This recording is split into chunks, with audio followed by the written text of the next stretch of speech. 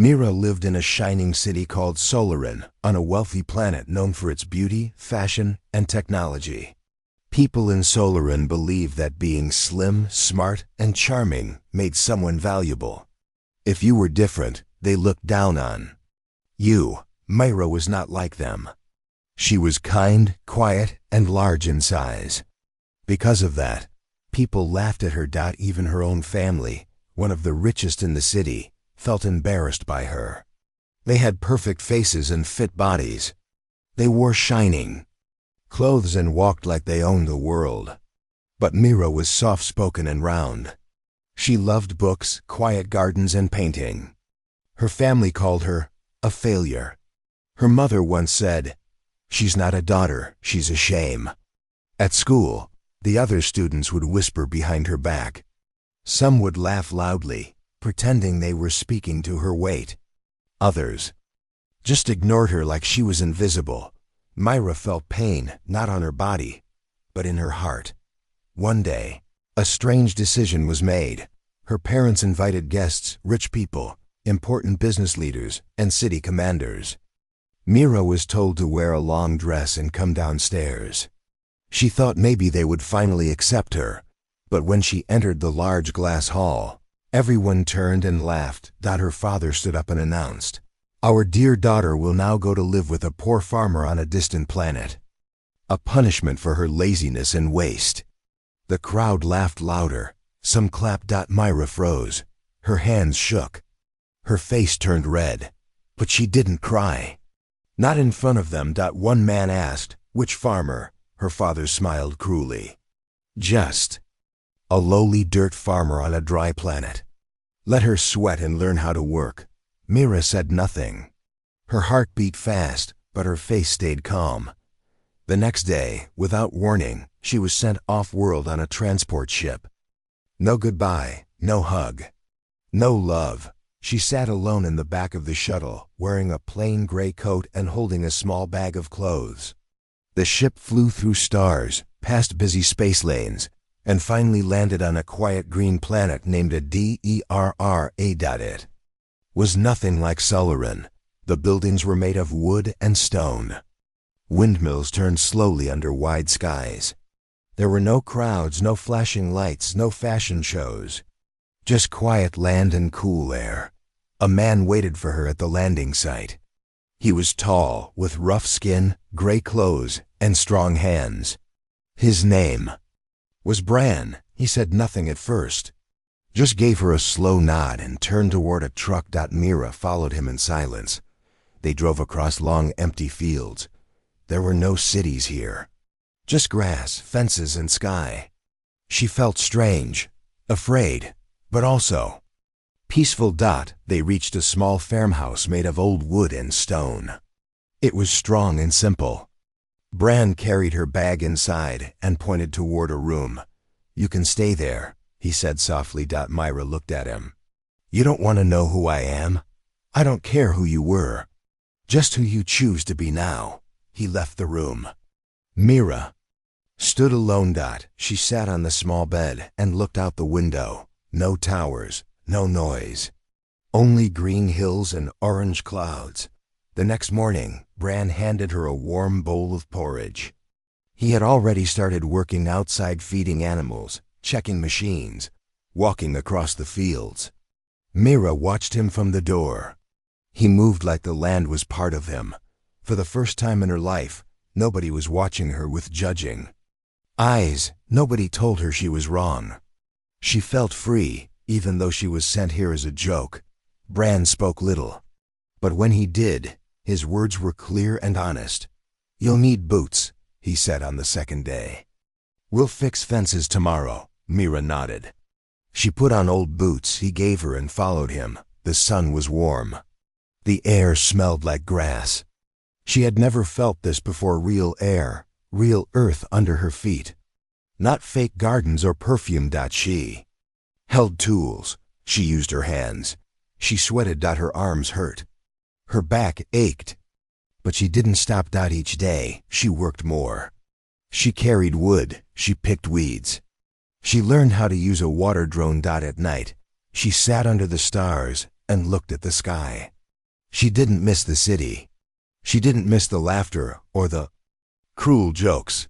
Bran gave her space. He did not ask questions. He simply gave her chances to help, to learn, to rest. One evening she asked him, "Why do you let me stay?" He answered, "Land doesn't judge. It only grows what you plant." Mira looked down at her hands. They had blisters now, but also strength. She thought about the people who sent her here. They believed this life was a punishment. But maybe they were wrong. Maybe this land was not her prison. Maybe it was her chance. She looked out at the open field, the wind moving through the grass like waves on the sea. She was not a joke. Not anymore. She was a seed. And now she would grow. Every morning, Mira woke up before the sun rose. The world outside was cold, fresh, and quiet. The wind whispered through the trees. She wore her boots, picked up a bucket or tool, and followed Bran into the fields. Bran was not like anyone she had ever known. He didn't talk much. His face was hard to read, always calm, but not cold. He never shouted or rushed. He moved with purpose, like every step had a reason. He taught by showing, not talking. On the third day, he showed her how to fix a broken fence. "Wood's like people," he said. "Too much pressure, and it snaps. Too little, and it falls apart." Mira didn't say much either. She listened, watched, learned. Her soft hands were not used to this life. At first, they trembled holding the tools. Nails dropped, boards slipped, but Bran never laughed. He never looked down on her. "You'll get it," he said simply. "Everyone starts clumsy." They worked side by side. Mira noticed how he trusted her. He let her carry the heavy tools. He didn't take them from her hands. He didn't treat her like someone weak, and slowly, something began to change inside her. She no longer felt useless. The farmhouse was quiet at night. There was no city noise, no glowing screens, no laughter from rich parties. Only the soft hum of wind outside and the crackling of a small fire inside. Mira began to enjoy the silence. She started reading old books Bran had kept in a small shelf. Stories about farming, weather, and the history of the planet. One night, she asked, "Why did you stay here? On this lonely world?" Bran looked at the fire for a long moment. Then he said, "Because the land speaks the truth. Cities lie." She thought about his words. Maybe in the city, people smiled but hated. Maybe here, the world was simple, but honest. Every day brought new work. Bran taught her how to check the soil. "You feel it, smell it, touch it," he said. "It tells you what it needs." They tested water levels, planted seeds, cleared weeds, fixed broken drones. The drones surprised Mira. They were old machines but strong farming bots with long arms and wide wheels. Bran had built most of them himself. "You made these?" she asked. He nodded. "Bought parts, fixed others. I don't throw things away." That also felt like a lesson. Mira remembered how quickly people in the city threw her away, just because she didn't fit their idea of perfect. Some days were hard. The sun burned her skin. Her legs hurt. She fell in the mud once, and her face turned red with shame. But Bran didn't laugh. He reached out a hand, pulled her up, and said, "Mud's part of growth." Each day, Mira's arms grew stronger. Her steps became faster. Her mind became sharper. She started planning tasks before Bran even asked. She learned how to feed the animals, guide the drones, and store food properly. She also began cooking. Simple meals: bread, stew, roasted roots. She had never cooked before in her life. But here, she wanted to try everything. One evening, she made a meal for both of them. Bran took a bite and nodded. "Good work." That was all he said, but those two words warmed her heart more than all the fake praise she had received in the city. Mira had many questions, but she asked them slowly, over time. She didn't want to break the quiet peace between them. One day, while working near the Fields, she finally asked. Do you own this land? Bran looked out at the hills. This part, yes.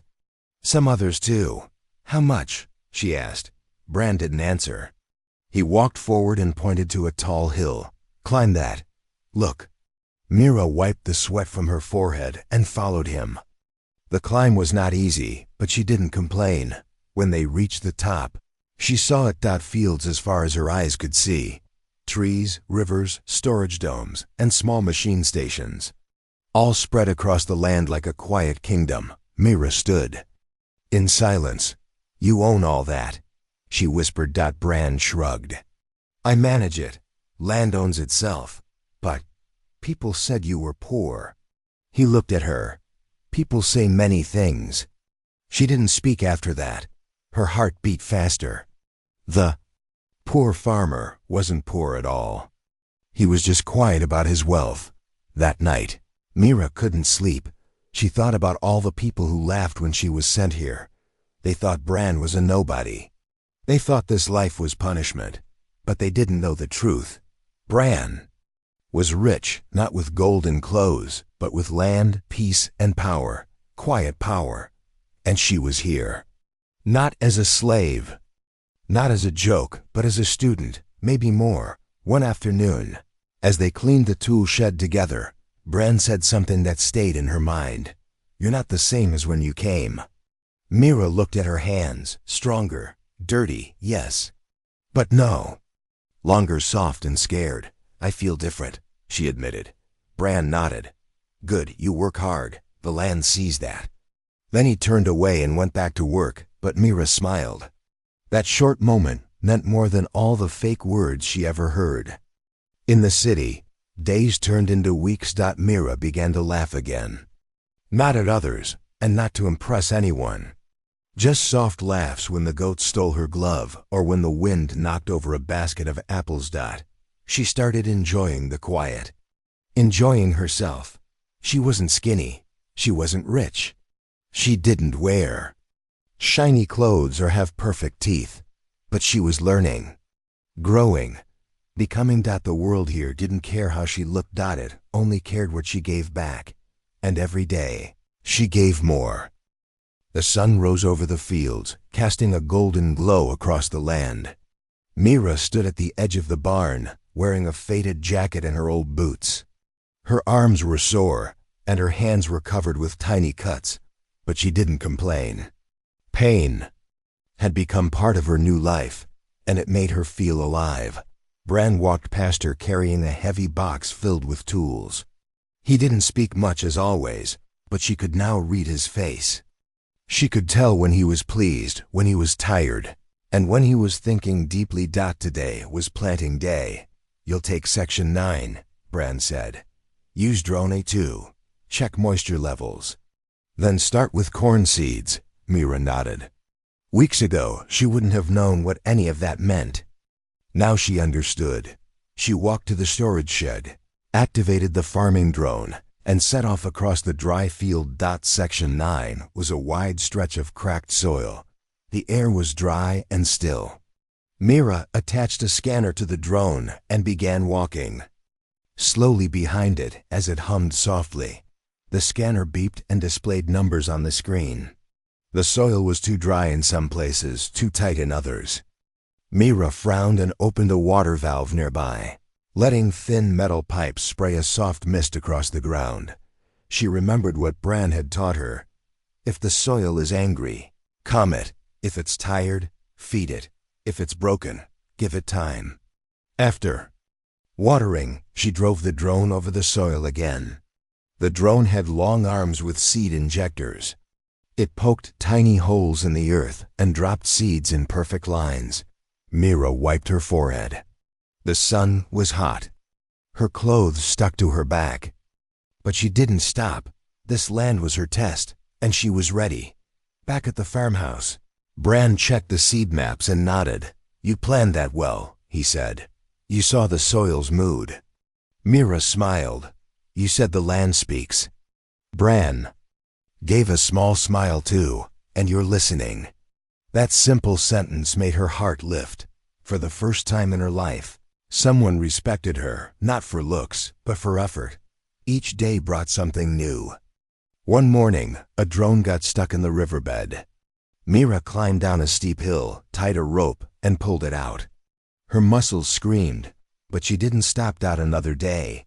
A windstorm knocked down part of the greenhouse. Mira and Bran worked all night under the stars, hammering new supports and covering the roof with thick plastic sheets. Bran never ordered her around. He worked beside her, shoulder to shoulder, like a teammate, and slowly, Mira began to feel something she had never known. Before Pride. One quiet afternoon, Mira sat under a tree with a notebook. She sketched plans for a better food storage room. The old one was small and leaked during rain. She drew shelves, vents, and solar fans. When she showed it to Bran, he looked at the sketch for a long time. "You planned airflow," he said. "Good thinking. Should we build it?" she asked. Bran nodded. "We'll start next week," Mira blinked. Her idea was being used. That had never happened before. She felt something stir inside. Confidence. In the evenings, Mira began studying old farming books. She wanted to know about crop rotation, pest control, and machine repair. Bran saw her reading one night and placed another book on the table. "Try this," he said. "It's about smart irrigation systems." Mira read late into the night. The numbers and codes made sense to her now. She wasn't just a helper anymore. She was becoming something more, someone useful, someone smart. One day, while repairing a solar panel, Mira looked at her reflection in the metal surface. Her face was sun-kissed. Her arms looked stronger. Her hair was tied back in a rough braid. She didn't look like the girl from Solarin anymore. She didn't want to. She liked this new version of herself, real, strong, and free. The next challenge came when a fuel line for the drone charger cracked. The drones couldn't work without power. Bran looked worried for the first time. Mira spoke up. "I can fix it." Bran raised an eyebrow. "You sure?" She nodded. "I studied the repair guide last week." He handed her a toolbox. "Show." Mira worked for 2 hours in the heat, lying on her back under the charging unit, tightening bolts and sealing the leak. She burned her finger once but didn't cry. When she finished, she turned the switch. The charger lit up. The drones powered on. Bran gave a slow nod. "Good job." Mira didn't smile this time. She just said, "Thank you." Because now she understood. Real praise comes from real work. Weeks passed. The fields grew green with young crops. The machines moved smoothly. The barn was cleaner. The fences were stronger. And Mira had changed. She didn't hide her body. She didn't feel ashamed. She didn't wait for others to tell her who she was. She knew. She was strong. She was smart. And she belonged here. One morning, Bran handed her a folded paper. "This is yours now." Mira opened it. It was a code to the main control room, the heart of the farm systems. She looked at him. "You trust me?"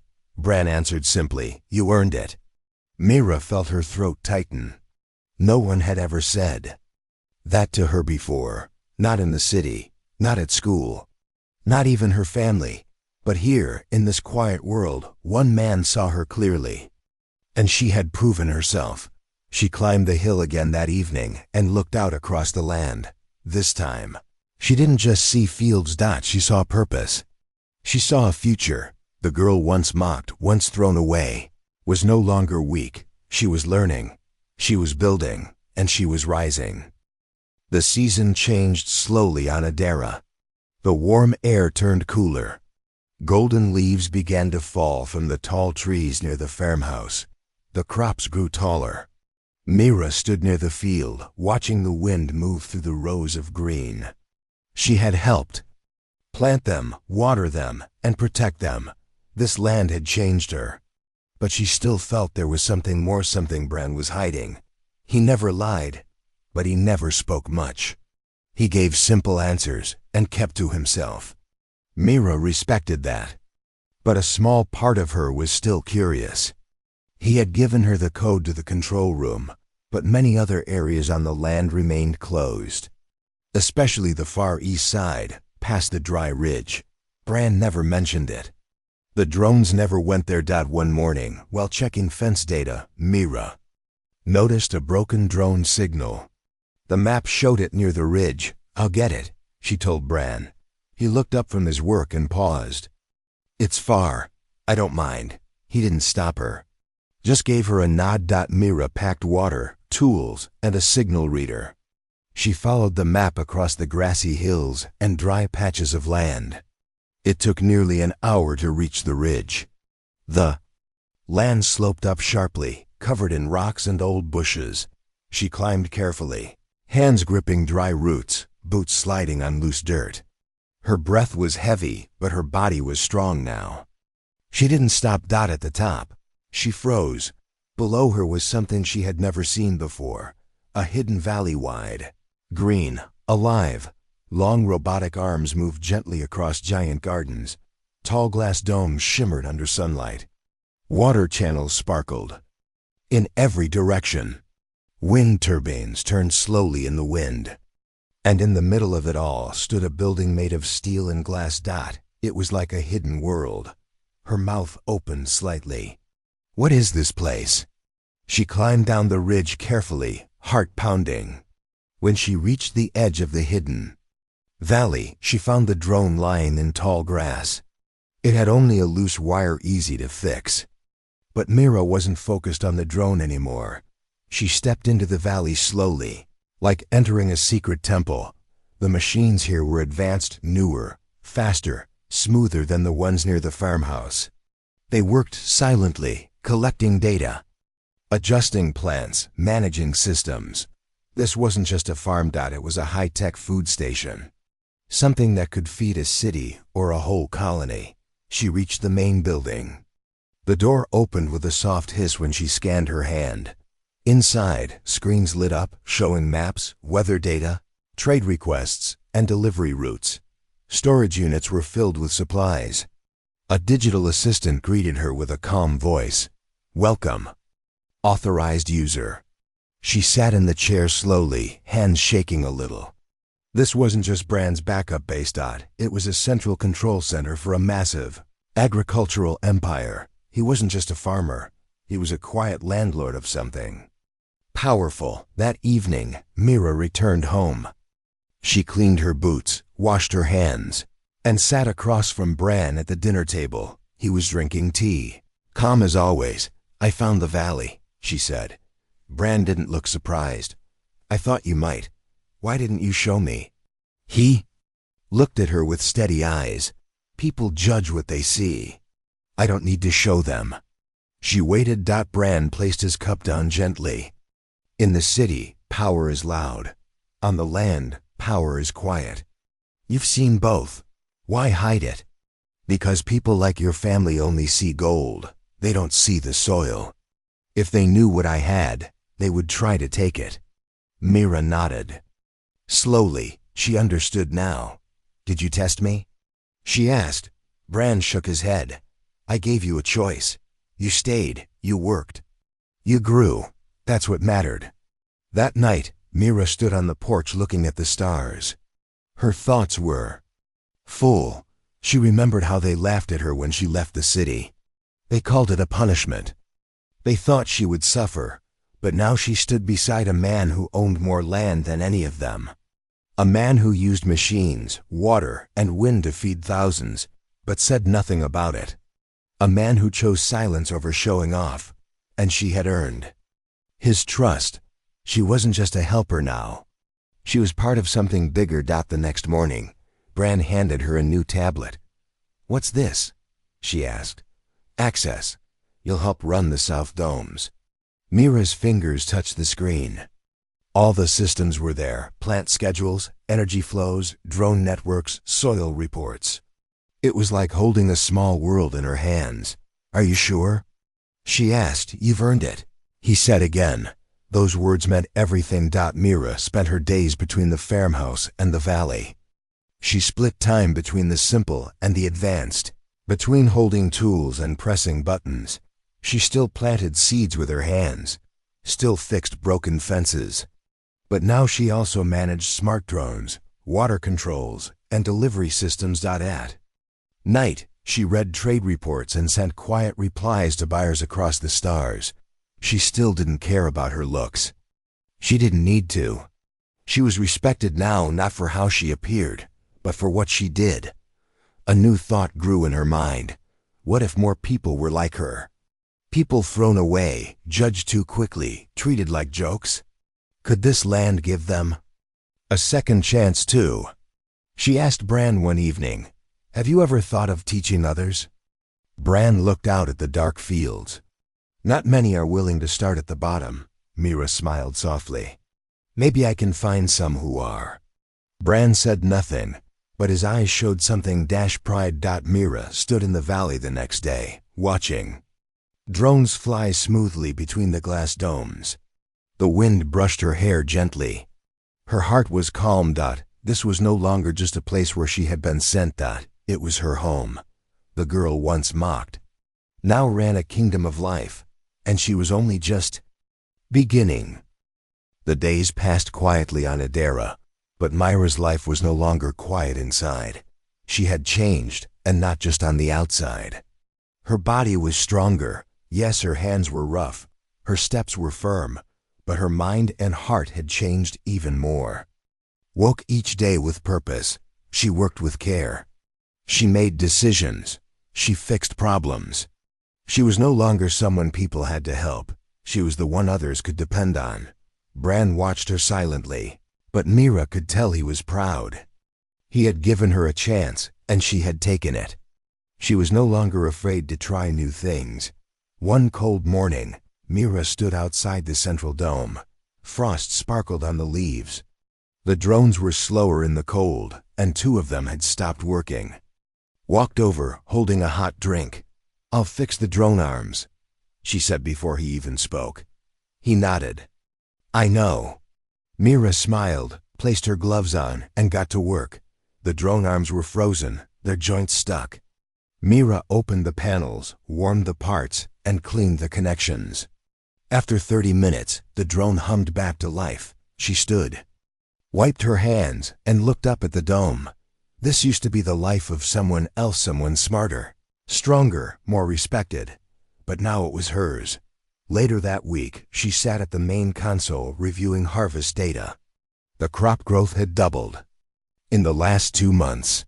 She had tested new planting patterns, and they were working. The farm was more productive than ever. She printed the results and showed Bran. He studied the papers, then said one word: "Brilliant." Mira smiled. One word from him meant more than 100 from others. At night, she began writing ideas in a small book. She didn't show anyone yet, but her thoughts were growing. She wrote about building a school, a small one, just for a few people like her.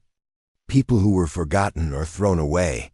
She wrote, what if this land could be their second chance too? She wasn't sure yet. But the idea stayed with her. One afternoon, Mira was fixing an irrigation system near the west field when her foot slipped into a muddy hole.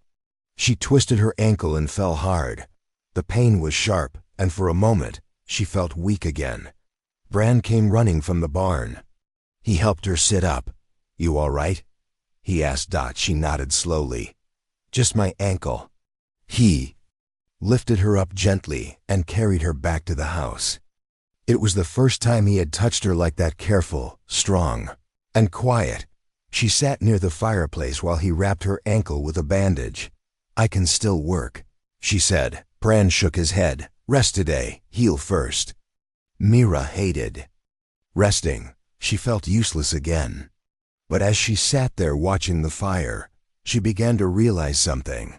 Rest was part of strength too. Not giving up, but giving your body time to recover. That night, Bran made dinner. It was simple bread, soup, and boiled vegetables. But Mira smiled as she ate it. "You're not bad at cooking," she said. Bran smirked.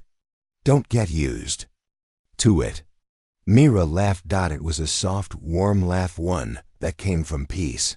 Over the next few days, Mira walked with a stick, but she still helped where she could. She used the control system to check crop schedules. She trained new helper drones. She made fuel calculations for the generators. Brand gave her more control. He didn't say it aloud, but Mira could feel it. She was no longer just part of the farm. She was becoming a leader. One evening, Brand called her to the porch. He pointed at the sky. Two small lights moved slowly across the stars. "Ships," he said. "From the city." Mira froze. Her hands tightened. Why would they come here? Brand didn't answer. "We'll know soon." Mira felt something rise in her chest, not fear, but something sharper. Anger, maybe. She had built a new life here. She didn't want the past to come and take it away. The next day, she worked. Harder than ever. She checked storage, cleaned the domes, updated the water system, and prepared reports. Brand noticed but didn't stop her. At sunset, she stood near the field, watching the sky. "I'm not scared," she said quietly. Brand stood beside her. "I know." She looked at him. "They laughed when they sent me here. But I'm not the same girl anymore." Brand turned toward her. "You never were a joke. You just needed space to grow." Mira's heart filled with emotion, but she stayed quiet. Those words mattered more than any gift. That night, Mira sat alone in the control room. She looked at the maps, the numbers, the reports. She remembered the girl who had arrived here, tired, lost, and broken. Now, she was guiding machines, feeding thousands, and helping life grow from the dirt.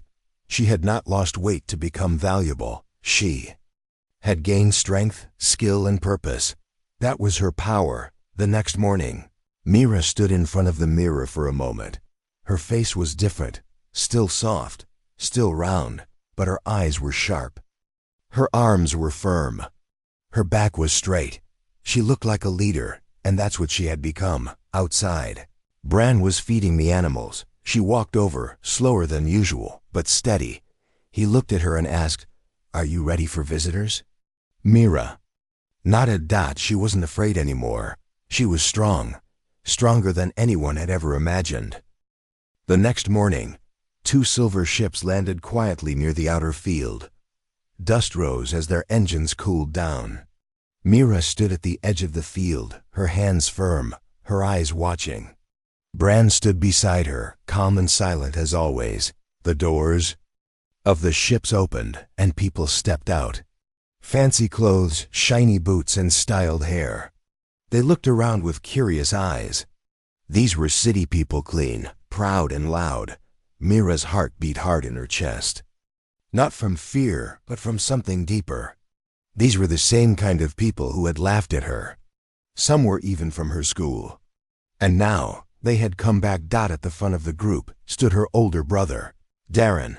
He looked at Mira, paused, then said, "We've come for a visit." Mira didn't smile. She only nodded. "You're welcome to look around, but this is no longer your place."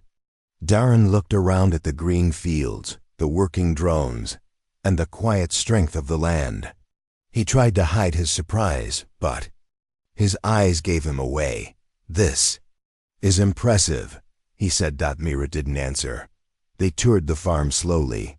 Mira showed them the domes, the solar stations, and the harvest drones. She explained how the land was managed, water balanced by sensors, crops rotated with data, and energy collected from wind and sun. The guests looked amazed. One woman whispered, "This is better than any system we have in the city." They asked questions. Mira answered like a professional, calm, clear, confident. Brand said little, but his eyes followed every move. He trusted her now to speak for the land. Later, they sat under a large tree for a simple lunch. Brand served fresh bread, vegetables, and soup.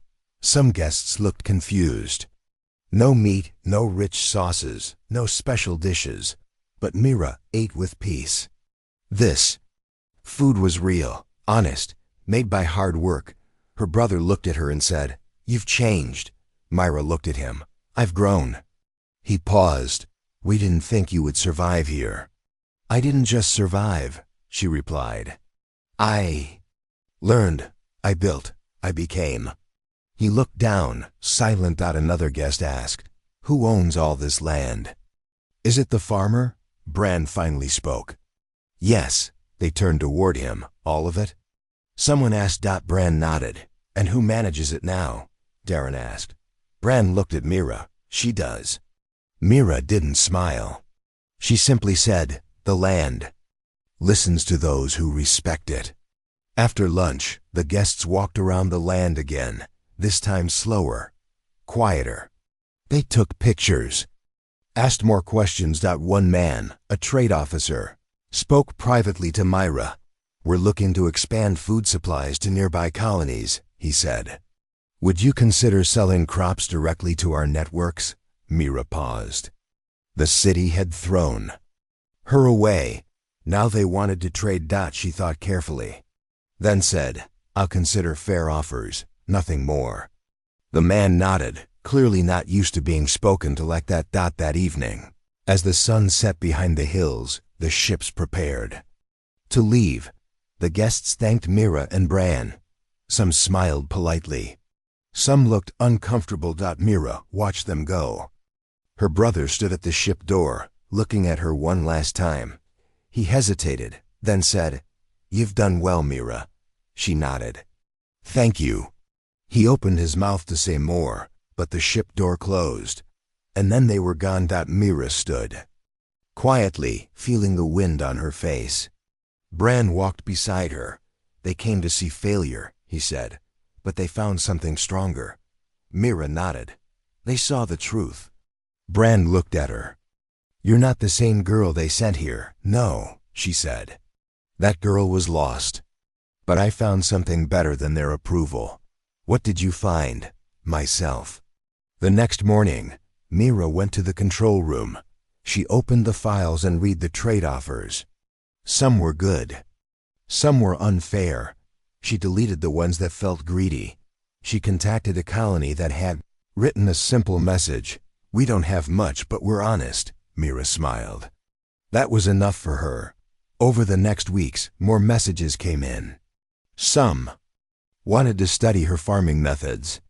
Others offered support, money, or partnerships. Mira didn't rush. She created a new plan.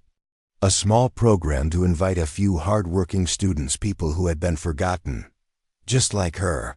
She named it Soil Path. She sent messages to colonies and city schools. "We teach through the land. We welcome those ready to grow." Bran watched her quietly. One evening, as she updated the drone software, he walked over and placed something on the table. A key. She looked up. "What's this?" "The main house," he said. "It's yours." Now, Mira stared at the key. Bran continued, "I've worked this land a long time. It's time I step back. And time you take the lead." Her eyes filled with tears, but she didn't cry. Instead, she stood, took the key, and said, "I'll protect it. I promise." That night, she sat on the porch alone. The stars above were wide and endless. She thought about the girl who had once been mocked, sent away, and forgotten. Now that same girl led a living world, a farm that fed thousands, a system built on respect, not pride, and a dream of helping others like her. Mira wasn't just strong. She was a symbol of growth. The land had accepted her, and she had become its voice. The morning sun touched the horizon, spilling soft light across the endless fields of Adara. Mira stood at the porch of the farmhouse, holding the old key Bran had given her. It felt heavy in her hand, not because of its weight, but because of what it meant. She was no longer a visitor or a student. She was the keeper of this land. Bran was beside her, his face calm but proud. "Ready?" he asked. Mira took a deep breath and nodded. Double quotes, "Yes, it's time." That day, Mira walked through every part of the farm. The field stretched wide, shining with the green of young crops. The glass domes reflected the sky. The drones moved quietly, tending the plants, watering, and measuring the soil. She stopped at the hidden valley, the secret place where she had first discovered Bran's true strength. The machines here hummed softly. The water channels flowed steady. The land was alive, her heart filled with hope. Bran stood next to her. "You've changed this place." Mira smiled. "You taught me how," he nodded. "But you made it better." That was the kind of praise that meant more than words. The day's first visitor arrived before noon. A young woman named Lena stepped from a small shuttle. She looked nervous but hopeful. "I heard about the soil path," Lena said quietly. "I want to learn." Mira welcomed her with a warm smile. "You're in the right place." More visitors came over the next weeks. People who had been forgotten, judged, or left behind. They arrived with no fancy clothes or proud words. They came with open hands and quiet hearts. Mira and Bran taught them the land's secrets, how to listen to the soil, how to work with machines, and how to grow life from dust. Each day, the farm grew busier and fuller. The air was filled with laughter, the sound of tools, and the soft hum of drones. One evening, Mira sat with the new students around a fire. The stars above twinkled bright. She told stories of her city life, the pain she felt, and the strength she found here. "Are not alone," she said. "The land does not judge, it only grows what you plant." The students listened, their eyes shining. Back in the city, news of Mira's success began to spread. The trade officers who had visited returned with offers of friendship and partnership. But Mira was careful. She wanted to keep the farm's spirit pure, honest, and free. She sent messages to nearby colonies, inviting more to join the soil path. The dream was growing. One morning, Mira stood at the top of the hill and looked at the endless fields below. She thought about the girl who had arrived scared and alone. That girl was gone. Now there was a woman who owned her strength, her future, and a land that whispered stories of hope. Bran approached her quietly. "You're ready." Mira smiled softly. "Thank you for believing in me." He placed a hand on her shoulder. "You didn't need my belief. You needed your own." The sun set slowly, painting the sky in orange and purple. Mira stood tall, watching the world she had built. The land, the machines, the people, they were all part of her. Now she felt peace. She felt power. She felt home. The farm was no longer a punishment. It was a new beginning. And Mira was ready to grow.